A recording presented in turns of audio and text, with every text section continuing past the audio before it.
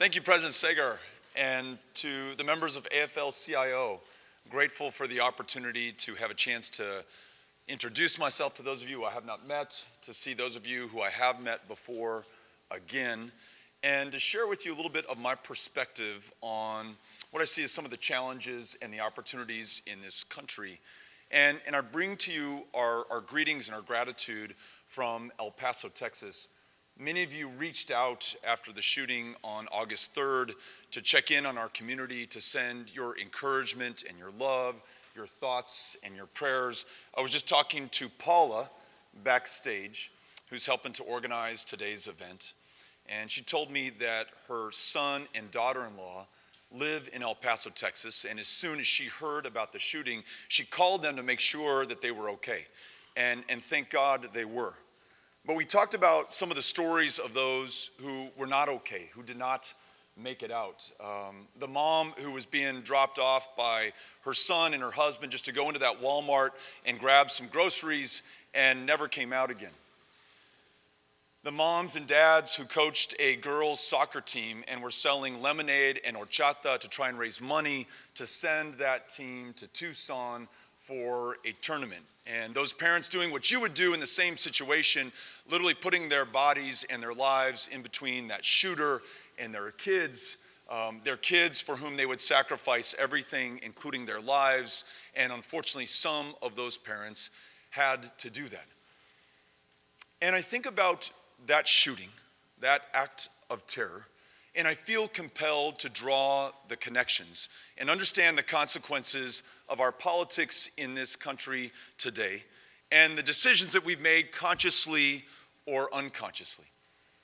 To allow someone to purchase an AK-47, a weapon of war designed to kill people as effectively and as efficiently as possible.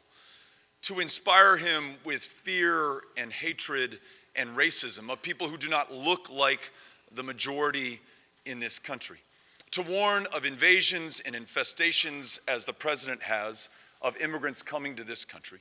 To call human beings killers and animals. To cage kids, to lose the lives of 7 children in our custody and care at the US-Mexico border.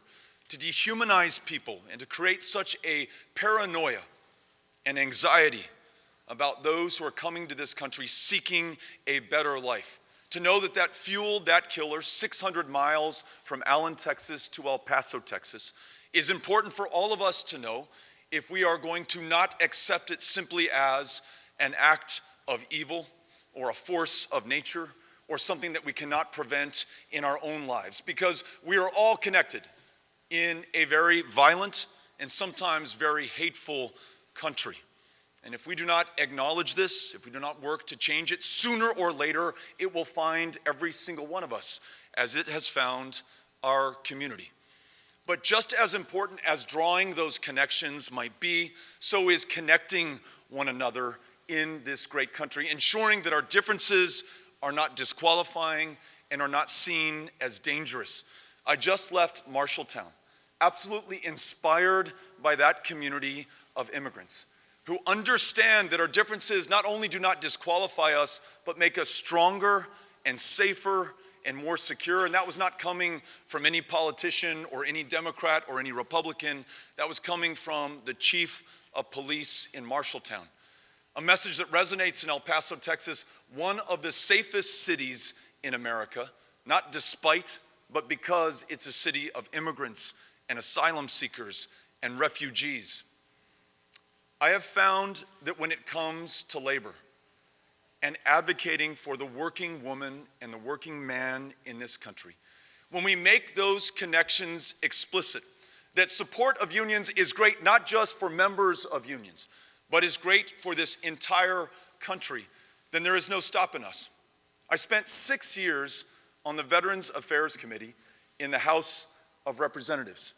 And when I saw AFGE come in and make the case not for members of AFGE, but talking about how official time allows them to work on the comorbidities of substance abuse and mental health problems in a country that loses more than 22 veterans a day, every single day, by their own hand, AFGE was making the case that AFGE is good for the veterans, for those who put their lives on the line for this country, willing to sacrifice them, and through AFGE, we are going to save them.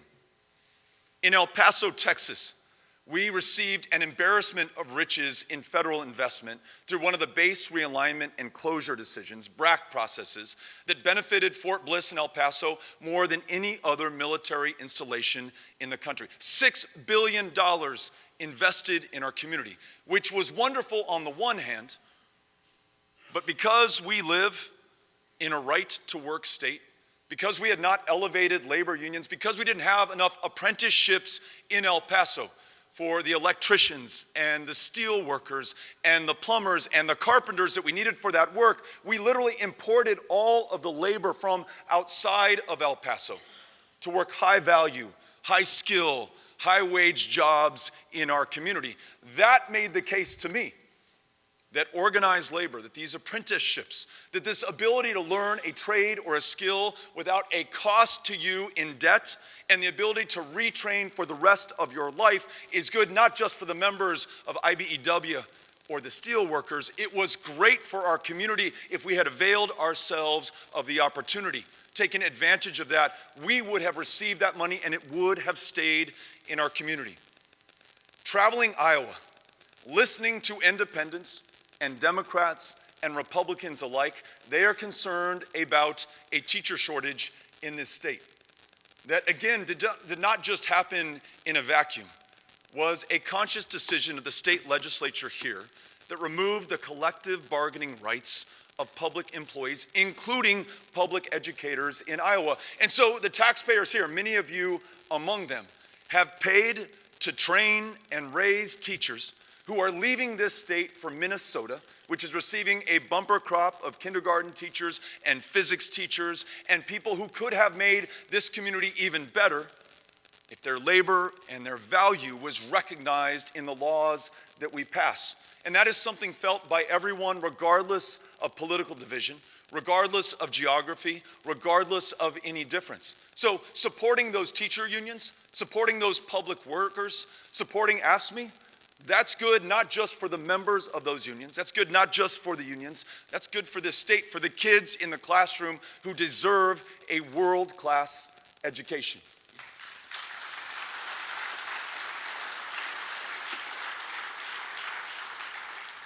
Another lesson I've learned from this moment in this country and what has happened in El Paso, it is that when we, as elected officials, people in positions of public trust, fail to make progress on health care so that it's a human right and not a function of privilege or luck or circumstance, or a living wage so you don't have to work a second or a third job just to make ends meet, or the dignity of being able to take time off from work to take care of yourself or a loved one or someone in your family, then we leave fertile ground to those demagogues who will channel our frustration and our rage and our anger, all of which is justified at the dysfunction of our government.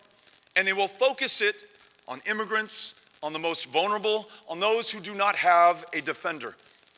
And I saw those people this week in Mississippi, the largest single state workplace raid in the history of the United States of America. Almost 700 people picked up, taken from, arrested in the very workplaces where day and night they labor for themselves, for their families, and for their communities.